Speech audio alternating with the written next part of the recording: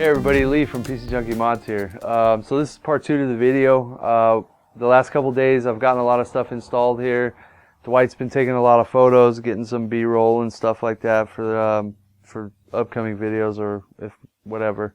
So let's talk about a little bit about what we've done. I have everything in here right now except for the top.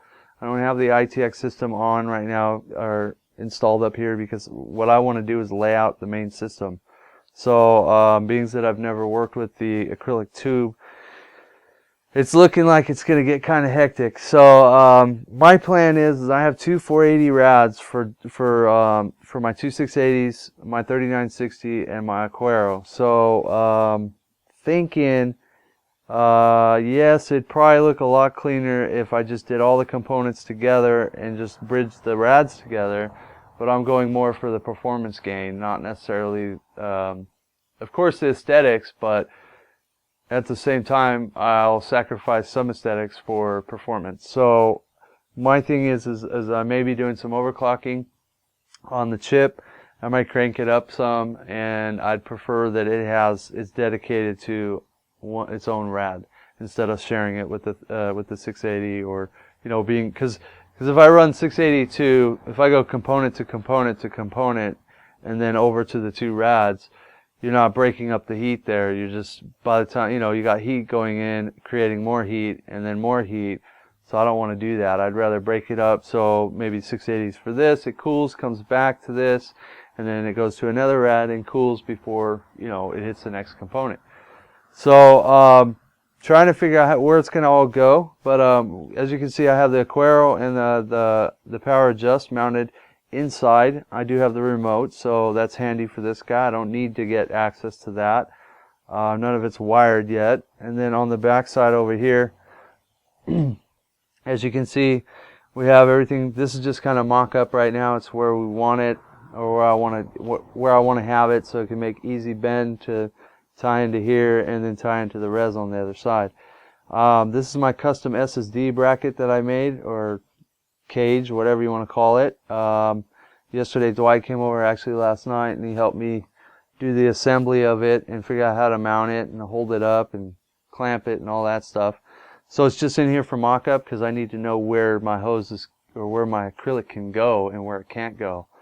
So for the most part, I got all the drives in here. I got the res in here for the ITX system and that guy. So this is what's going to be in the back here. There will be one more pump for the ITX system. It'll be probably mounted to the radiator.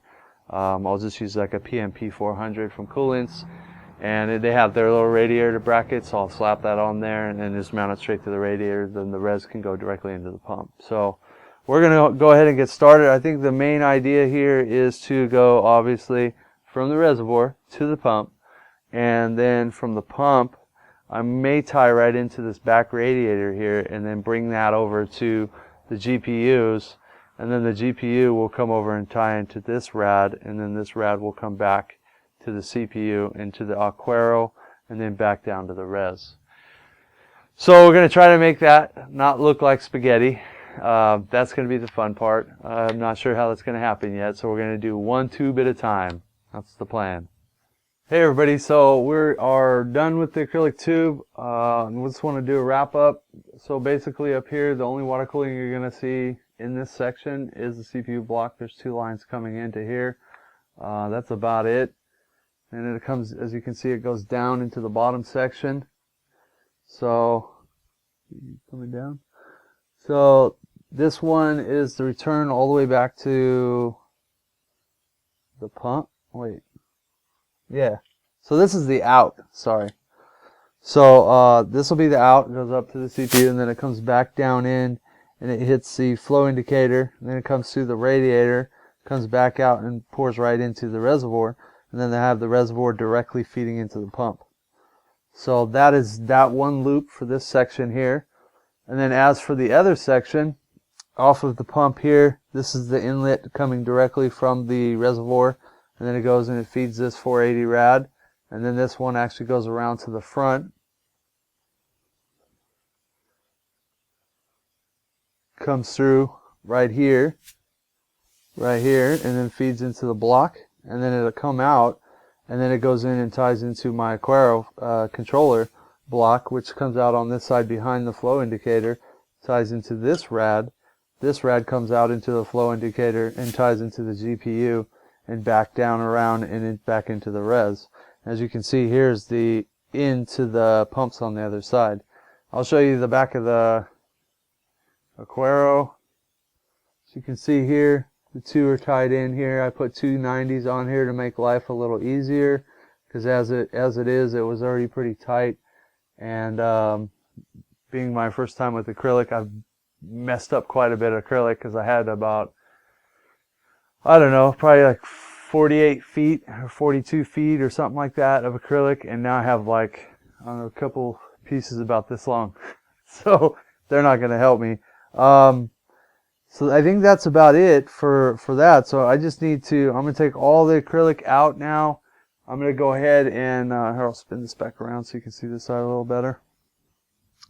I'm going to go ahead and pull it all out, clean the acrylic, because I have like an oil in it, and I need to get that out before I start running liquid through everything.